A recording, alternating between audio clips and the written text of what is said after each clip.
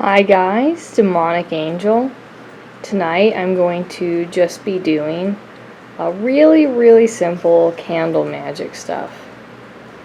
Candle magic really is, I would say, the simplest kind of form of magic in many ways, or especially ritual magic. And I thought I'd share, just a couple thoughts on that, and yeah, here we go. I actually have a quartz crystal, and this one, it kind of is funny, but it kind of looks like a penis, like a little bit, like, or maybe a lot of them, I'm not sure. But there's this one distinct one, and with this candle, I'll use that for this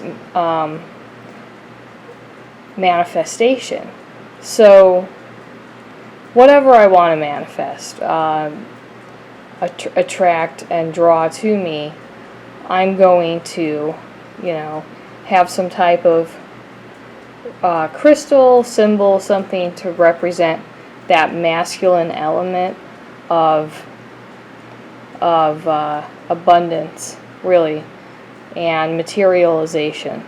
Since I kind of think of the feminine more as the intuitive and emotional, and a masculine energy, having to do with manifestation. I really can't believe I have this phallic quartz crystal. Really freaking neat. I got it a long time ago, probably, also in Tucson, Arizona. But yeah, that's just, my thoughts on that. I guess real quick, this is just, the colors, mean different things, but, in general, for example, it would be like white represents purity and what you want to draw to you, whereas like a black candle would be banishing negative energy, absorbing, well, really just energy in general. So, but for some people who have asthma and other sensitivities and things like that, you just burn those cheap candles ranging from tea lights to things. This is a woodwick candle, and I mention it because it really doesn't produce a nasty amount of soot if you just trim the wick good, and then you can put the lid back on, and it holds it in well. The oils in these are all really moderate. They're not too strong, but the scent really is there. It's just not overwhelming and gross. I can't tell you guys how much as a witch, like, I've tried to, a range of different candle brands, and some of them just kind of smell like ass. Like, it'll say, oh, peaches or something, and it will just smell overwhelmingly like perfume or something, or you just not a good quality, so it just puts off so much soot no matter how much you trim it. And I really like these, even though they're not particularly cheap, but they go on sale all the time. The woodwick, and I've never come across one that I don't like of these. And it's really cool because you can recycle the glass part and use this as like a little drink coaster or whatever. So yeah, if you want to make candles in all kinds of ways, you can go all out. But I think that the easiest way, and one of the first things I thought to do was this. I think probably many years ago, a drunk hippie friend recommended this to me when I was like, we were talking about making candles. So recently my relatives came over for some basically Easter celebrations, because that's their thing, and I keep this part of my life private enough that I still participate in celebrating what I would almost say more are like American customs. And I just like it to look at it that way. It's family time and quality time. So my relatives drink. They got their bottle of wine.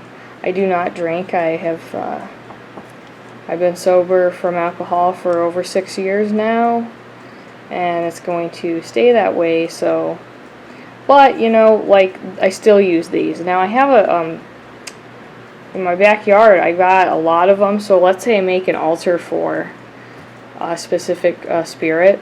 I'll leave these bottles up for months. I get like 3-4 of these, right? And get the appropriate candle colors. This is just a one because I was working with Sabnock recently, and you just I'll just line them all up or whatever to look really cool. And I'll have one candle burning really tall, and then one that will be just burned down like to the last bit.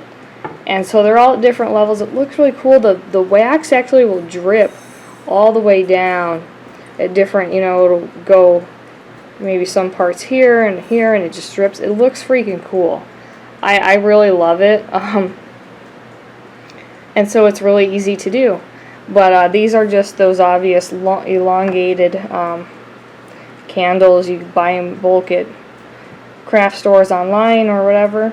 But in order to, it doesn't fit right away. So in order to do that, you actually just have to, I guess, let's see if I can.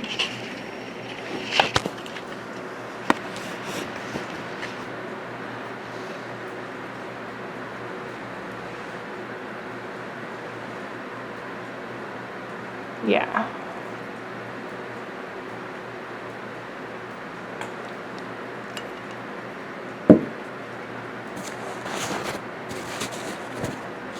For sure. What? Sorry, I'm just trying to position this to where I can kind of do it and not, burn my tablecloth. So this is the bigger end of the candle, and I just do like this. You don't have to do too much of it, just enough to where you're really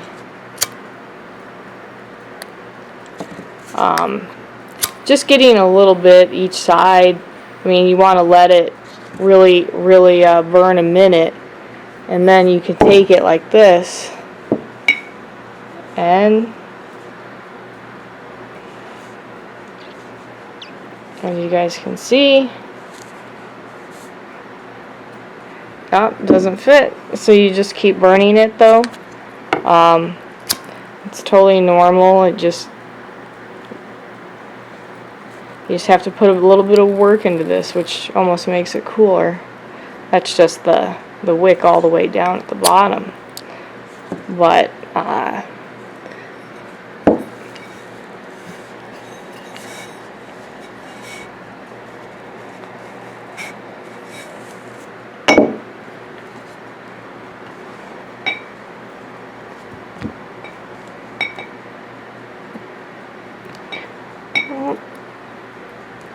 and then, yeah, honestly, you just want to maybe even leave it. If it's really hot, you try to get it in a little bit faster, and that'll melt the wax to the inside of it, as you see if I've just done. Where now, so when you light it, and you've trimmed down some of the end of the candle, then melt it, and right before the right away before the wax dries, go ahead and shimmy it in, or whatever the heck you want to call it, and then it will adhere to the inside like this. And then you've got that's just the wax. But here you've got this candle.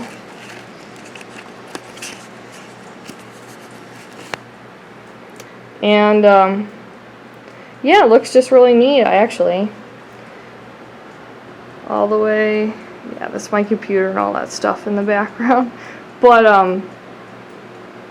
you know, it really looks cool as it burns. It's not very, you're like, oh, it kind of looks, you know, not very artistic or particularly neat.